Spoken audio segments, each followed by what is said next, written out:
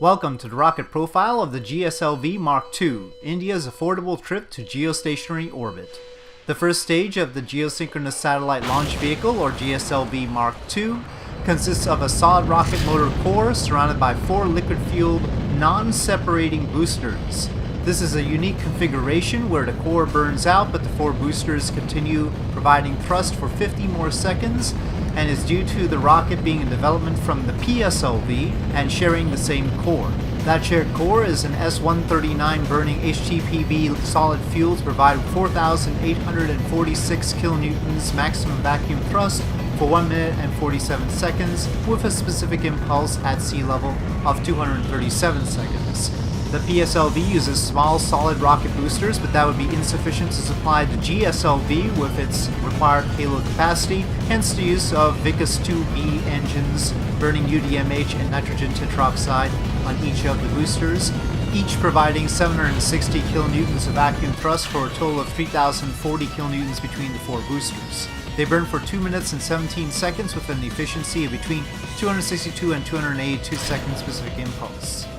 If it seems like it would be good to move the liquid engines to the core and just have 2 solid boosters on the side instead of only using 1, that is essentially the configuration of the GSLV Mark III. To fulfill more ambitious requirements, the Mark III had to use S200 boosters instead of S139s, however. The second stage features a Vickers 4 engine with 846.8 kilonewtons of vacuum thrust burning for 2 minutes and 19 seconds with an ISP of 295 seconds in vacuum. While the stage has the same diameter as the second stage of the PSLV, it is physically shorter and features a more powerful and more efficient version of the Vickers engine. The real unique feature of the GSLV Mark II and what marks it as a geosynchronous satellite launcher is its third stage. This is a cryogenic stage with a single CE 7.5 engine burning liquid hydrogen and liquid oxygen for up to 12 minutes with a specific impulse of 454 seconds.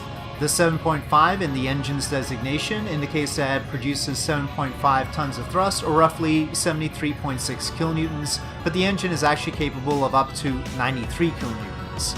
The CE 7.5 was developed in India. Initially, it had been planned that the Russians would supply the designs of the cryogenic KVD-1 engine, but it turned out that that would violate the missile technology control regime, so Russia provides 7 completed KVD-1 engines instead, and these were used on the GSLV Mark I.